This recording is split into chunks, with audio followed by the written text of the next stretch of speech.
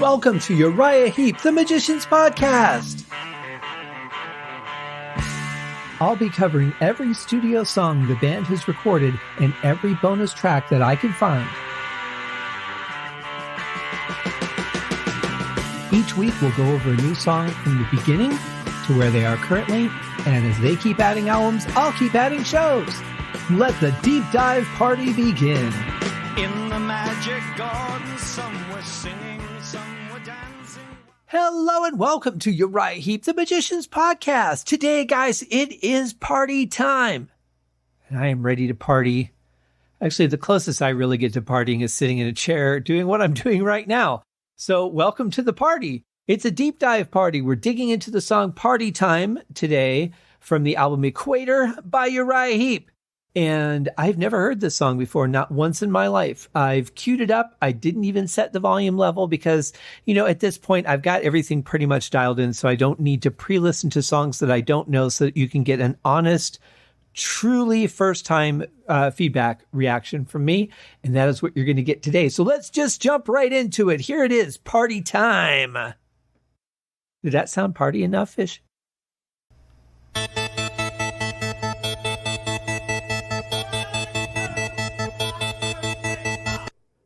Okay, I've never really understood the concept of having like a live count in like that in a song, especially if it's a studio song. I mean, do it once, okay, but we've heard that a couple times already. I think one or two of them might have been on bonus tracks, to be fair, but I've never really understood that concept. But I really like the keyboard sound here.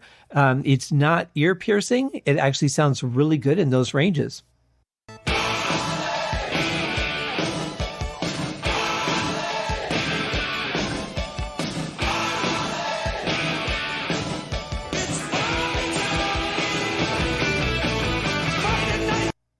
At first, I was like, something sounds really weird and just kind of missing about this. It sounded just off to me, and I didn't place it right away until the bass came in, and I'm like, oh yeah, there's no bass. Kind of strange for starting off so powerful and energetic. I like the introduction of the bass, but that first part seems a little bit empty without that bottom end. And it was a little bit off-putting to me, actually. But we've got some interesting keyboard sounds going on. We've got the same keyboard that we have in the intro. But then we also have another another synthesizer in there. And it sounds like he's using the mod wheel a little bit on it, too, to kind of just give it a little extra push. But it reminds me of something that's just sort of really, really 80s at that point. And, we're talking 85 when the release was done. So they probably were writing in 84. I'm guessing, or even 85. But in any case, yeah, that's just a little bit cheesy on the mod wheel. But the tone is cool. I just think the bend is a little bit much. But yeah, it really sounded weird without that bass. The way the bass came in, though, was super cool.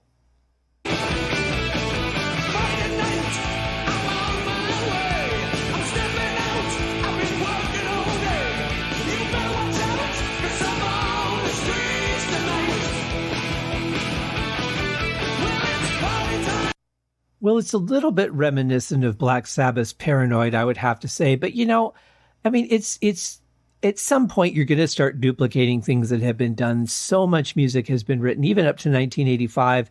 It was already getting hard to find things that hadn't been done before. I don't think it was a ripoff per se. I think it was probably just a very unconscious thing, but it has that feel to it. It is a little bit slower, and the rest of the riff isn't there, just that da-da-da-da-da-da-da.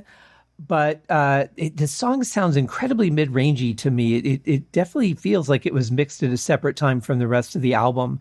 There's very little bass in it. The bass has just kind of gone away again, which is very odd to me. It just has a weird feel to it.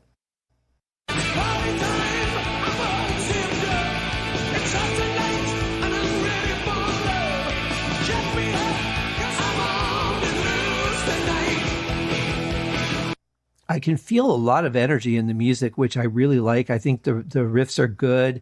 The playing is solid, but again, we've got issues with the mix. Peter Goalby is just slightly in front of the music, and then when the backing vocals come in, they're kind of burying him again because they're on similar frequencies. But the song, I can tell it's got some great stuff in it. We just can't really, I don't know, I'm just not feeling the power and energy that I think I should be for this song. I want a little action, so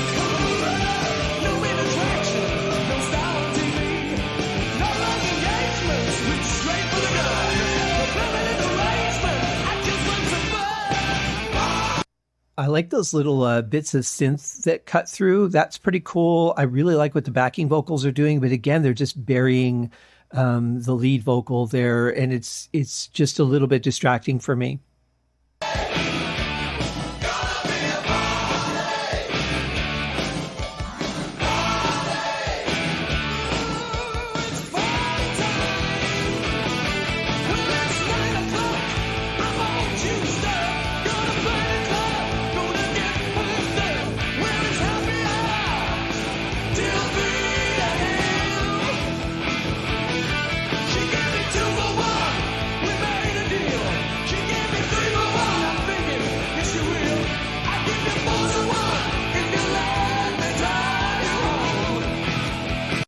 Yeah, the backing vocals sounded really good there. I really like when Peter Goalby does his own backing vocal and then the rest of the band comes in with that as well.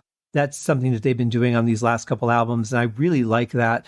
I think it kind of popped into my head during this last section that if there was a band that I would love to see cover this song, it would be Kiss.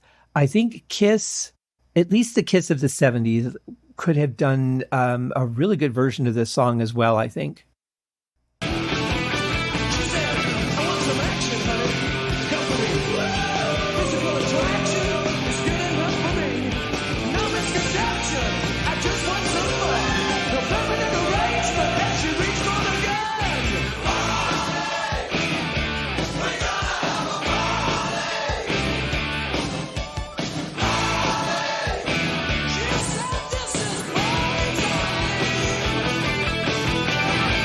I will say the drums sound pretty good. The bass drum and the snare are cutting through nicely. I could use just maybe a little bit more to kind of get that punch in the chest, because we're talking about partying. This is a song that should be smacking you pretty hard, and saying, yeah, we got to party, that sort of thing. And I'm not getting that punch that I would really like to get from this song. And I don't know so much if that's a performance thing as much as it is a mix thing. I mean, the drums sound good, but they aren't really just pushing through that much. And then there's that sort of bit where it sounds like they're going to just drop down to drums and vocals, and like they were at a concert and try to get the crowd going. I've heard that a couple times. They don't quite get there, but it feels like they're heading towards it in the chorus. It's kind of weird.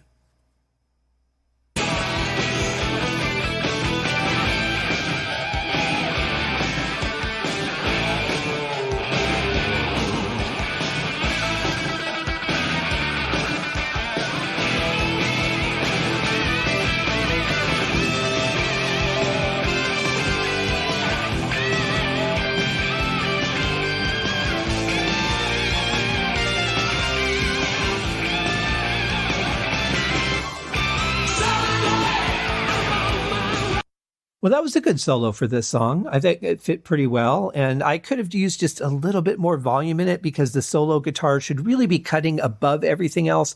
But I like that blend with the keyboard in the second half. That was pretty nice. That could have been separated a little bit more left and right so that you can hear what each of them are doing instead of it kind of blending into just a little bit of mush. But it was a cool part anyway.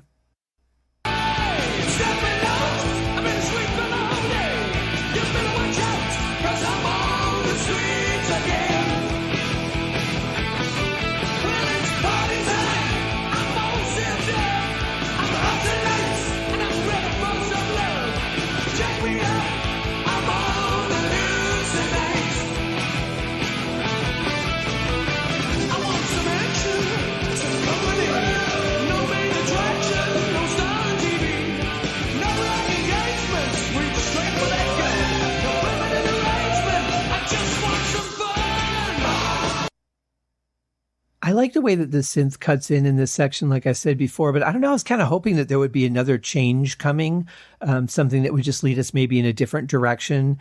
I could kind of get, this is a party song. It's probably going to be pretty straightforward, but there was something in me musically that was really hoping that we would see a different part come up there instead of that repeat.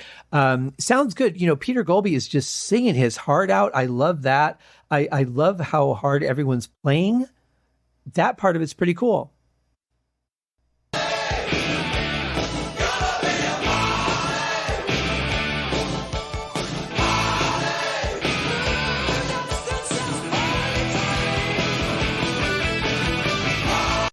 You know what it is? I just figured it out. In that part where it sounds like they're starting to drop out the instruments and just do that, just the drums in the crowd kind of thing, but they don't quite get there. I realize why I feel they're doing that way. The bass just drops out again when they hit that part. There's just really no low end there to follow. So it really feels like they've just, gone in a completely different direction and gone for that, we're on stage, let's get crowd participation segment. And it's not that at all. It's just that the bass isn't there.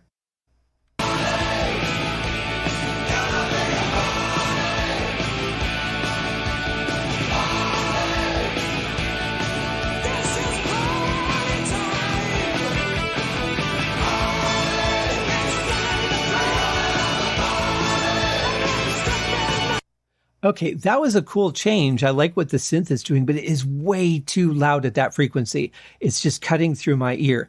They did at least pan it a little more to the right, so it is kind of separate from the rest of the music. You can clearly hear it.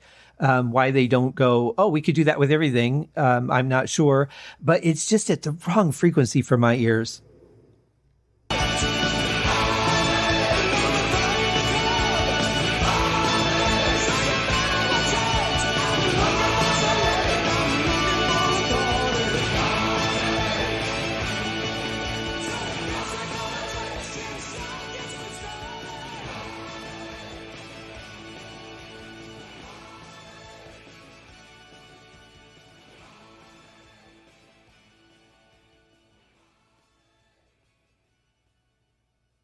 Well, it could be my imagination, but it sounds like Mick changed what he was playing there in the rhythm, and it was going a little bit lower in sections there, which I actually kind of liked. I don't recall hearing that earlier. I didn't notice. And maybe, again, we've talked about what happens to audio when it fades out. It sounds different, as different frequencies are cutting through that weren't necessarily before, and the ones that aren't necessarily cutting through. It's a weird thing, the way that fades work. But in any case, it sounded like he was playing a little bit lower during sections of that. I really liked that.